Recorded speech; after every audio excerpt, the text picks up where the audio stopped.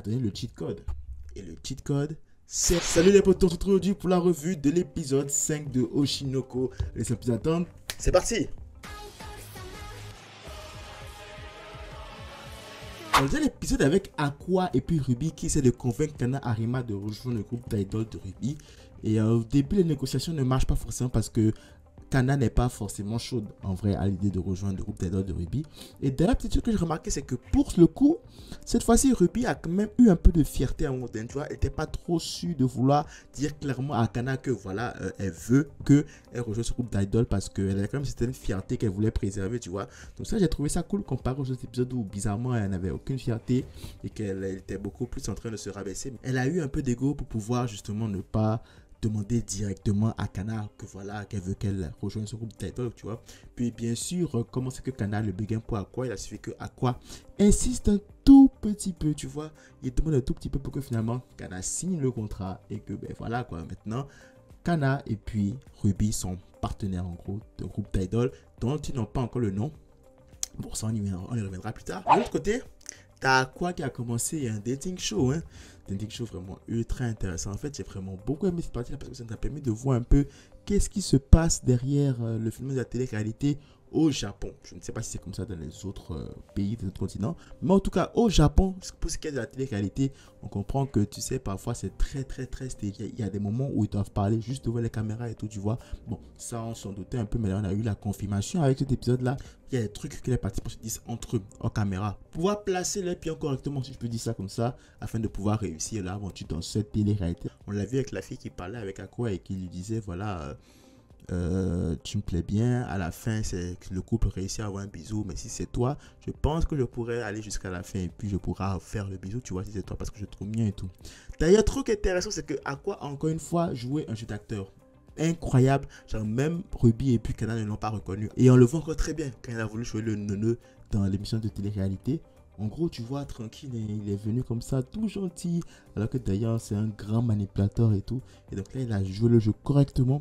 Et pour rappel, il s'est retrouvé dans ce merdier-là parce que le gars lui a proposé de rentrer dans cette télé-réalité-là en échange d'informations cruciales sur AI et sur des gens qui pourraient être, je pense, liés à elle. Donc là, on retourne dans ce qui sera vraiment l'attraction principale de l'épisode. C'est bien sûr AI et Kana qui sont en train de commencer petit à petit, tu vois, à mettre sur pied leur groupe. Et donc là, ils se demandent comment ils vont percer et tout. Peut-être la manager qui arrive, qui lui explique que voilà, à la base, tu sais, les gens allaient faire des spectacles gratuits, allaient essayer de faire tout pour s'exposer aux yeux du grand public. Mais maintenant, avec les réseaux sociaux, ils peuvent juste faire une vidéo tranquille, puis voilà, ça va se faire. Là, t'as Kana qui lui dit, écoute, oui, je comprends, mais tu sais, nous, on n'a pas vraiment une forte fanbase et tout. Comment est-ce qu'on va faire? C'est pas sûr qu'on a une grande audience, et même si on a une certaine audience, ce n'est qu'un faible pourcentage qui reviendra vraiment, en fait, à nos concerts et tout, tu vois. En fait, le parallèle est vraiment très bien fait avec la croissance sur les réseaux sociaux, que ce soit sur YouTube, Instagram, tout ça. Genre, au début, là, t'arrives à rien tout seul. En fait, tu arrives à grapper quelques abonnés par-ci, par-là, puis plus tu es déterminé, plus ça va avancer. Mais c'est sûr que ça va être ultra long avant d'avoir une ultra grande audience. Mais elle a donné le cheat code. Et le cheat code, c'est de faire une collaboration avec un YouTuber ultra connu. Et ça a donné que justement, l'agence avait une grande panoplie de youtubeurs, dont un youtuber fitness qui était quand même ultra bien coté et qui avait des millions d'abonnés, qui rapportait beaucoup d'argent à la production par année. En fait, les filles, elles ont trouvé la poule aux yeux d'or en matière de sources d'abonnés. Après lequel il a une tête d'oiseau aussi. C'est assez creepy en vrai. Je n'ose pas le mentir, c'est assez creepy, ça fait genre pervers et tout. Genre le mec il a juste un slip, il est ultra baraqué, puis il a une tête de poussin. Mais bon, bref. Donc, du coup, c'est ça. Donc, c'est l'influenceur, en gros, qui va les aider à, tu sais, à prendre du galon, tu vois, à prendre du galon en abonnés, en leur donnant de l'exposition sur sa chaîne. Et donc là, ils vont devoir faire une vidéo fitness. Mais avant ça, en fait, le gars lui avait proposé, ok, on va faire des vidéos de pranking et tout, tu vois.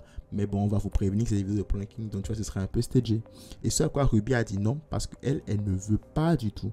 Elle veut que ce soit authentique. Ruby veut que ce soit vraiment authentique, donc elle ne veut pas de mensonges, elle ne veut pas de facette, elle ne veut pas de tricks, si je peux dire ça comme ça, pour pouvoir attirer le monde. Elle va attirer le monde de façon authentique. Encore en fait au tout début en fait sa carrière d'idol, et c'est intéressant de penser comme ça maintenant. Est-ce que finalement en fait la réalité va lui donner tort et va faire qu'elle va se ranger du côté de ceux qui en fait préfèrent mentir, préfèrent genre, faire des façades pour pouvoir avoir plus de followers, ou son idéologie va la permettre d'atteindre les sommets, ben on verra. En tout cas, une chose est sûre pour le moment, c'est ce qu'ils ont fait. Ils ont dû faire l'entraînement du gars et elles ont tenu pendant 1 heure.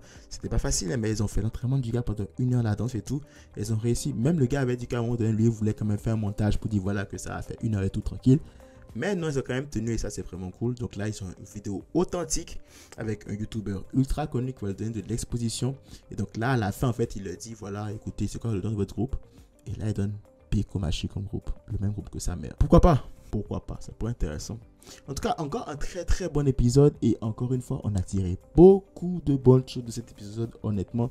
Premièrement, on a vu à quel point les trucs de la télé-réalité, comment ça fonctionne et tout. On a vu que, tu sais, parfois, il y a des trucs qui se passent devant la caméra, il y a des trucs qui se passent hors caméra, des trucs que peut-être même parfois la production n'est pas forcément au courant, tu vois. Il y a plein de choses qui entourent le monde de la télé-réalité et beaucoup de ces choses ne sont clairement pas authentiques. Et clairement, il ne faut pas croire ce qu'on voit dans les caméras parce que, bien sûr, c'est devant les caméras et que forcément, c'est ultra stagé. Dans le deuxième temps, on a vu comment gagner une audience quand on débute, tu vois. Clairement, il faut faire une collaboration avec quelqu'un de très connu, quelqu'un d'expert dans le domaine, tu vois. Et c'est ce qu'elles ont fait. Elles ont pu avoir la collaboration avec un YouTuber ultra connu. Et c'est ce qui a fait que maintenant, en fait, elles ont l'exposition qu'il faut et qui leur permettra très sûrement de pouvoir avoir un maximum d'audience et de se faire un nom très rapidement. Peut-être que je devrais essayer ça aussi, hein. Pourquoi pas. Voilà, c'est tout pour cette petite revue de l'épisode 5 de Oshinoko. Très bon épisode encore. J'adore cet animé. Genre, je ne sais même pas comment est-ce que j'ai pu être aussi captif par cet animé. C'est incroyable. Je n'aurais jamais cru que j'allais autant adorer cet animé. Mais bon, c'est ça. Si t'as aimé la revue, n'hésite pas à liker et laisser un commentaire, ça fait toujours plaisir. Si t'es pas encore abonné, abonne-toi, ça fait encore plus plaisir. On se retrouve très vite pour de nouvelles vidéos. C'est tout pour moi. Prenez tout soin de vous et de vos proches. À la prochaine.